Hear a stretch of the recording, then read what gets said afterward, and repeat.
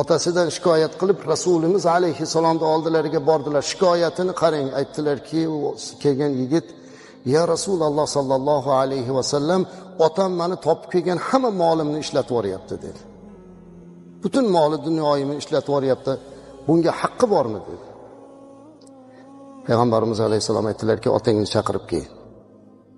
Borib otasini Rasululloh sallallohu alayhi vasallam chaqiryapti deganlarida ota bechora bildiki, uni haqida Rasululloh sallallohu alayhi vasallamga shikoyat qilibdi. Endi bir tasavvur qiling-ya. Butun dunyolarga rahmat bo'lib kelgan payg'ambar alayhissalomga o'z o'g'li bo'lib otasini ustidan shikoyat qilishlik. Qanchalik darajada og'ir ota uchun. Otasi o'g'liga "Sen ketaver, men orqangdan boraman" dedi-da, orqasidan ketyapti. O'zlari shoir, tabiat inson bo'lgan ekanlar. Bolasini orqasidan ketayotib